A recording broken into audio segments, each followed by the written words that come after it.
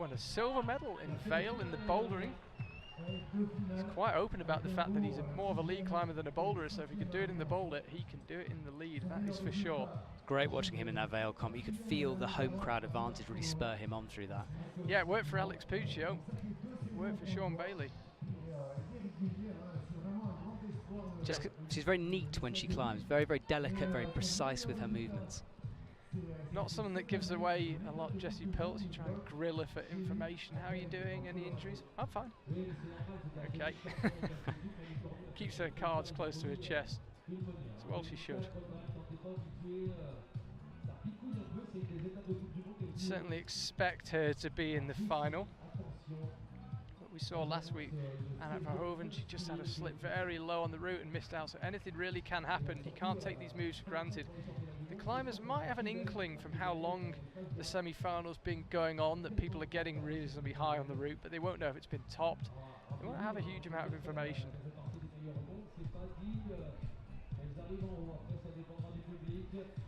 Sean Bailey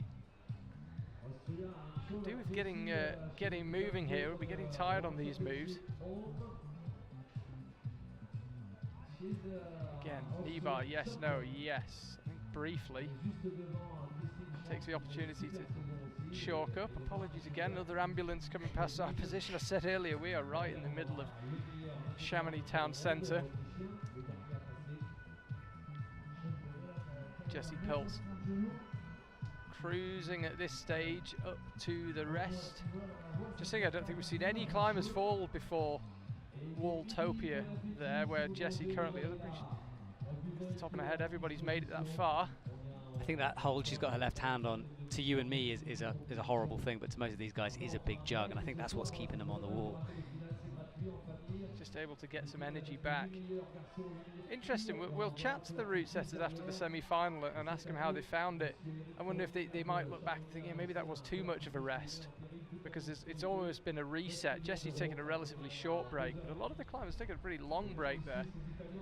I wonder if they might think, yeah, maybe we should have made that a bit less of a rest. We'll see. They were hoping for a top or two of the route. We haven't really seen anyone come close to that yet. It may be hard, but it is spectacular, both the men and women's routes. It's amazing. It's great to watch these guys, even if they're falling perhaps a bit too early on, but I'm seeing a lot of climbing, a lot of emotions coming out through the routes.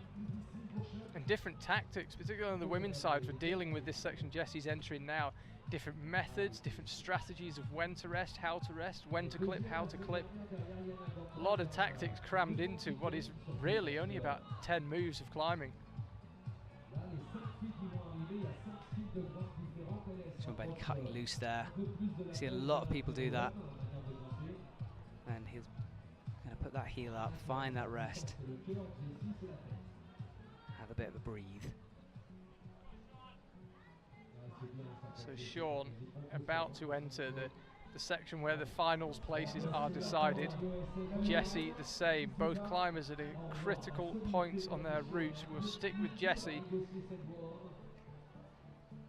She's looking really solid here, Jessie Pilz. You'd have to say it'd be a surprise if she didn't make the final. The way she's been going, particularly the last couple of seasons, the way she went in Vila, climbing very, very strongly.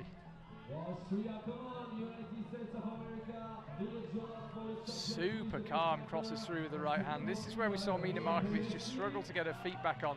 That right foot was just in an awkward position, but Jessie, no problem.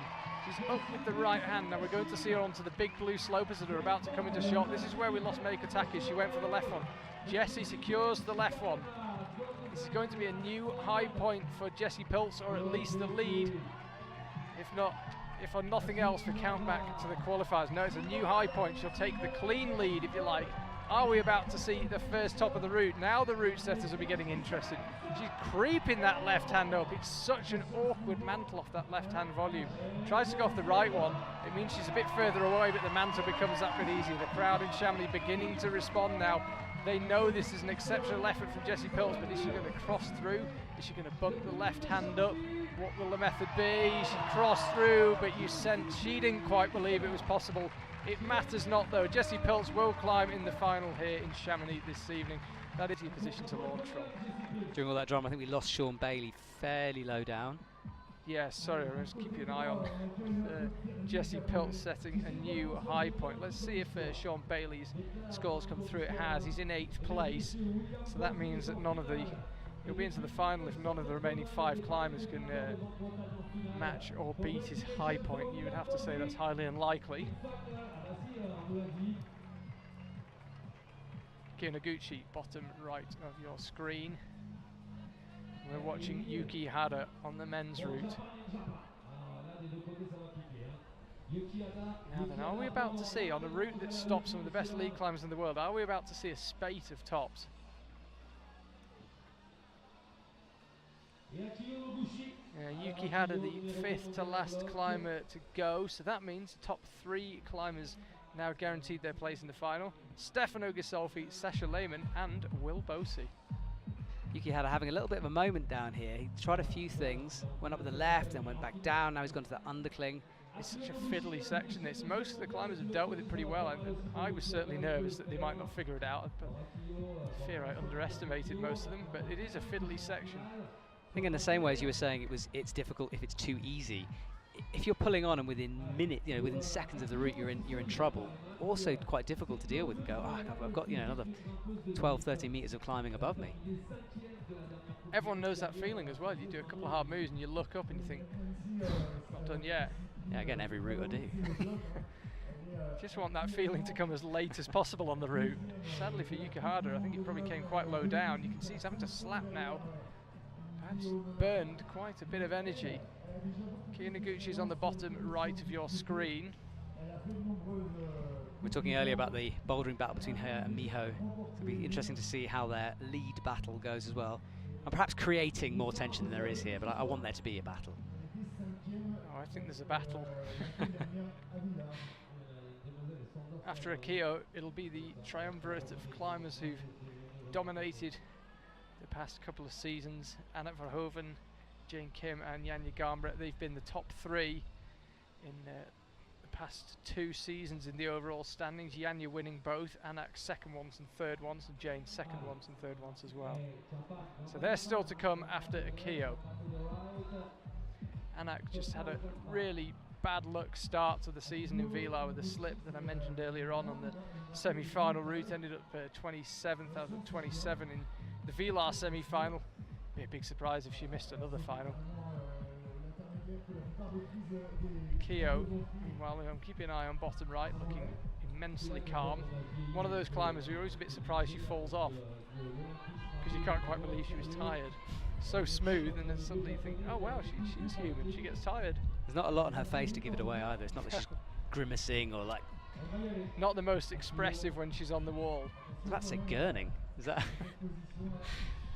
Can't imagine her gurning either.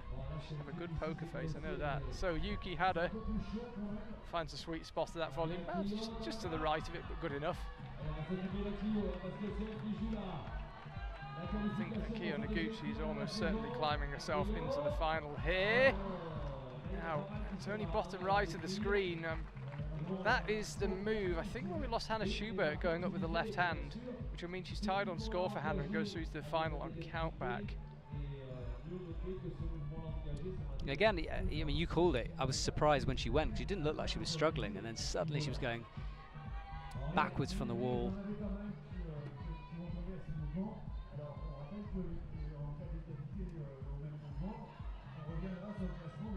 So right heel up on that slopey red hold. Takes the fall. She won't be going in first place. She won't climb last. It's a very unfamiliar situation for her. Maybe she's found it too stressful. Maybe she I think she knew she'd done enough. Be interesting to. We would try and get a replay for you of Janja Garnbret. Yeah, certainly a bit of a strange one. It did seem as if she just let go, but I'm sure when we watch it in slow motion, there'll be a better explanation. So here's Jakob Schubert. He's gunning for a place in the final at the expense of Jakub Konechny. Yeah, we will bring you a replay of Janja afterwards.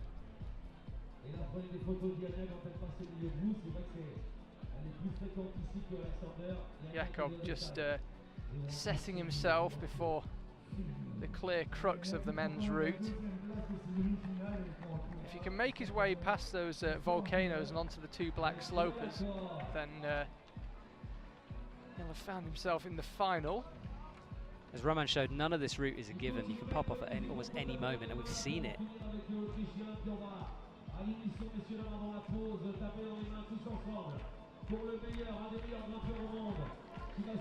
Jakob still not quite committing into that top section. So here comes the tricky bit. Right toe up into that 2-3 finger pocket. Left heel hook out. Takes a moment before clipping. See the photographer down there getting pretty close to the action. One of the best things about Climbing World Cups, the access you get to the athletes is incredible. But even so, even the photographers can't get as close as that. We were on the wall with him for a second there, so he crosses through with the left hand. Really nice work, look calm and smooth. If you can latch these volumes, you can latch the left one. He's about to latch the right one.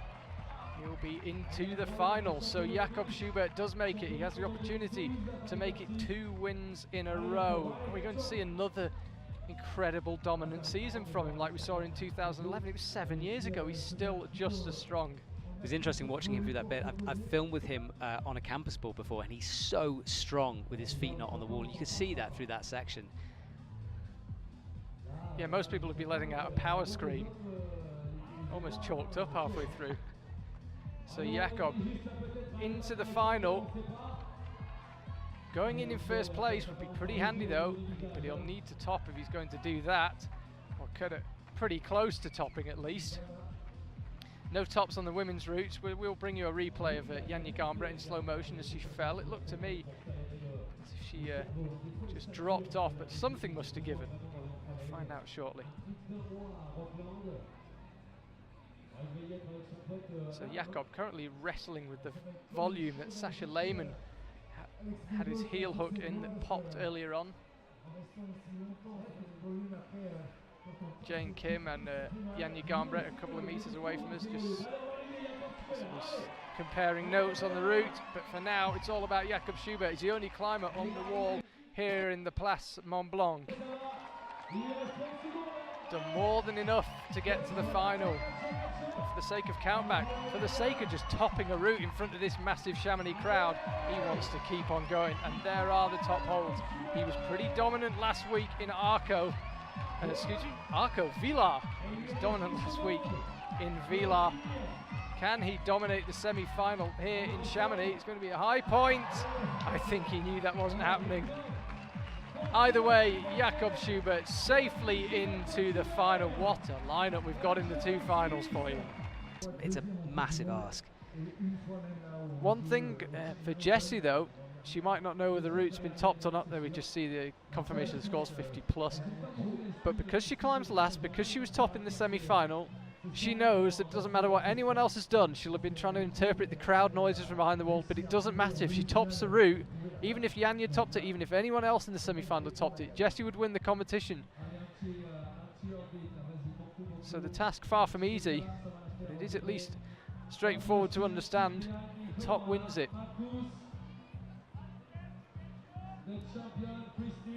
Quick start from Jessie here, getting on with it.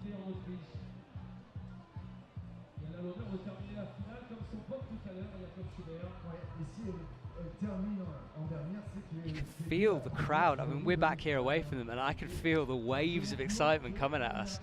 You can also hear them go quiet with tension when the next climber starts. It's, you get a lot of feedback from the crowd here in Chamonix. They've come to life in the last 20 minutes or so. Here is Jessie, her 6th year competing in the World Cups. And she's had a steady upward curve of progress throughout that time. Can she get a win in the most famous of climbing venues? World Championship in Innsbruck. As of recently, her hometown, moved there to train. She'll have a chance for a big win there, but my oh my, how she'd love to go there with a World Cup winners medal already in the bag. We can see the climbers all discussing the route there. Janja Garnbret hasn't made her way around to the front of the stage just yet. She'll have a bit of a nervous wait. She's not used to that. She's used to having her fate in her own hands. She's got to watch Jessie, see what she can do. Slaps with the left hand again. Fired out to the right slightly. To me, Jessie looking slightly nervous in these first couple of moves. She's in control, but you just get that feeling that she needs to settle herself down. Have a quick breath, calm that heartbeat.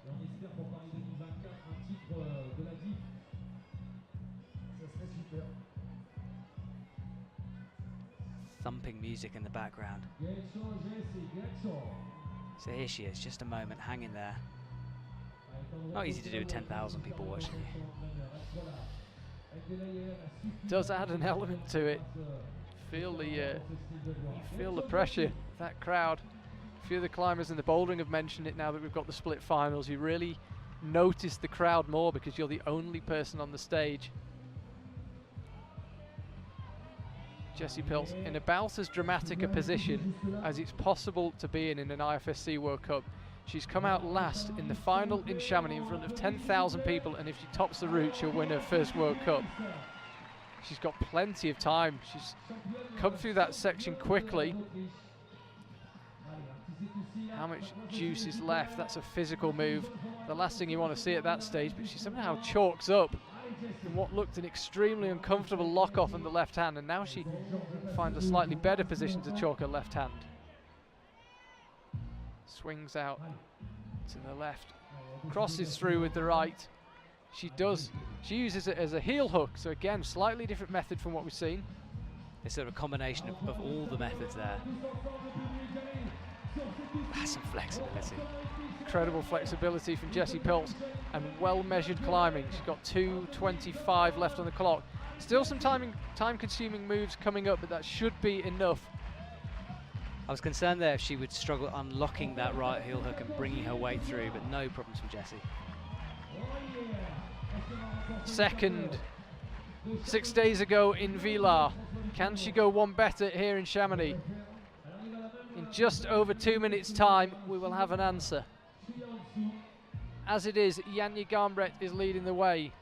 Unusually for Janja Garnbret, she's having to watch as someone may take the win away. And there you can see the setting, the clouds coming in here in Chamonix. We've got the last good day of weather here. That cloud signals bad weather ahead. No worries for tonight though. We've got an incredible venue, 16 amazing climbers, and Jessie Pilz providing us with a very dramatic finish. 1:30 left on the clock now. No worries again for her with that clip. Similar method to Janja, just stretching out right. And again, choosing to chalk up. I think you need to get onto the head wall with about a minute left to not be rushing too much, which I think is pretty much when Jessie's going to get there. She's got 1:10. So she hasn't got all the time in the world on the clock, or you suspect in her forearms, but she has got time to top the route. And she'll have to, if she wants to win, she'll have to at least match Janja's attempt of slapping the top hold. Crowd really getting into this now. You could see that Janja Garnbret was so close to the top, she had one hand on it. Jessie Pilz choosing to rest. The tension, incredible. Matt Groom alongside me, shifting around, trying to get rid of his own nerves. Imagine how the Austrian team are feeling. Jessie Pilz, she stretches out to the right, 25 seconds to go. She's got time to do this, Jessie. Moves under that left hand. Gets the rock overdone. Everyone heart rate absolutely sky high in the venue. 10,000 people in Chamonix going absolutely crazy. Jessie Pilz for the win. She's got it. Just needs to clip the quick draw, and she has won here in Chamonix. Jessie Pilz, a gold medalist, a World Cup winner in the most legendary of venues, and 10,000 people, including the two in the commentary box, are standing here in disbelief. It's always special to be here. This is a man you know well, filmed a lot with him, worked a lot with him. Yeah, just unbelievably nice guy, always got time for you. Very, very popular. Yeah, no nonsense with Stefano. No. Okay. What you see is what you get. One of the friendliest and, as you say, easiest guys to get on with on the circuit. A fiercely determined competitor. but a lovely guy off the wall. Yeah, he's just built a gym in his basement in Arco, where he's got the crux of his 9B project just sitting there. It's some serious dedication going on. Yeah, made the move to Arco a few years ago from Turin. Somewhat unsurprisingly, doesn't seem to be regretting it, which if you've been to Arco, you'll understand pretty well. Confident start from Stefano here. There's Will Boaty. Has anyone had more fun at the Chamonix World Cup than Will? Oh, I don't think so. He looked like waved at us then. I don't think he did, but I'll wave back anyway.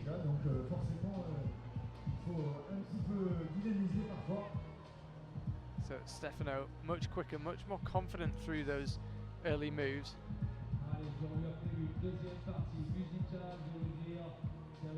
He's one of those athletes, Stefano, where you expect him to do well. And that must be difficult to manage that kind of expectations, because it's a surprise whenever he falls early, and you just almost believe he will be topping out routes. He's got a big opportunity here because nobody's topped the route yet. If he tops the route, he'll guarantee himself a medal of some colour, and it's a long way off. It's just interesting to think of what could come.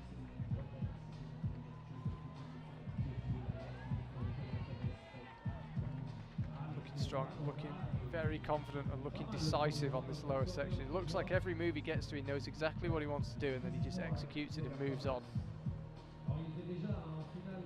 Yeah, finding this rest early on before this powerful sequence.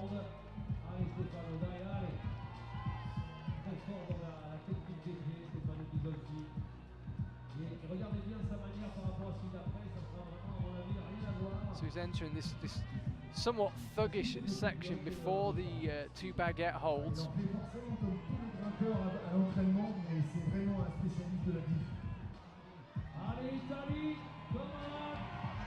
Chamonix crowd really coming to life now. They know they're watching one of the best out there.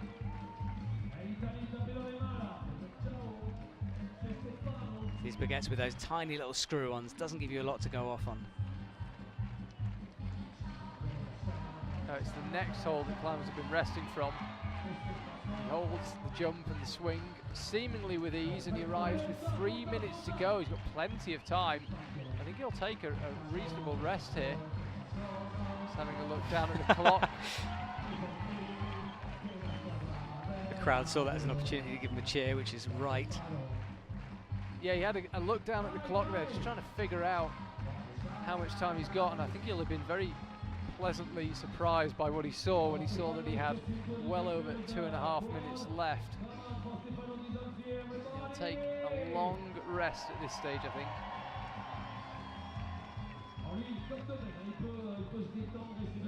Looks like he's got power to spare on this hold.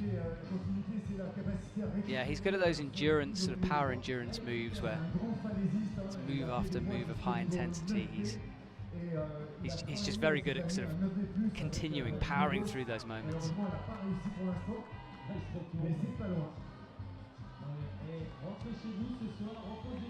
That hole, the most chalked up hole on the route at the moment. And very much so the route sets up to give it a clean. A minute-long rest from Stefano. And he's got the opportunity for another one, not on this hole, but on the next one. And I think with 1:45 on the clock, he might be well advised if he feels he can get some energy back to take another rest on the next hold. Or at least to chalk up again, looks down at the clock, sees that he's got 1 minute 38 left. This is really decisive, composed climbing from Stefano. He's just climbing quickly and efficiently from semi-rest to semi-rest. I'm always reluctant to call it a rest, not exactly lying on the beach, but he's managed this really well time-wise, and it would seem energy-wise. However, the true test of that will be how he gets on with this head wall. Now he goes, there won't be much opportunity for slowing down from here on out. He's now got 1 minute left. Needs to get the clip done. That's where we saw Domen climb past it. Stefano again looks down at the clock, 50 seconds to go. He'll know now doesn't need to look again. He's got enough time to top this route. Maybe he does need to look again. He's really not sure. Trust me, Stefano, just keep on motoring and you've got this. Opts to take another rest. He's really spending a lot of time looking at the clock. This is brilliant climbing from Stefano Ghisolfi. He's managed his energy, he's managed his time absolutely brilliantly. Goes for the top and latches it. Stefano Ghisolfi tops the route in Chamonix. He's guaranteed a place on the podium. Who knows what colour the medal will be? Crowd love that. 2 climbers to come.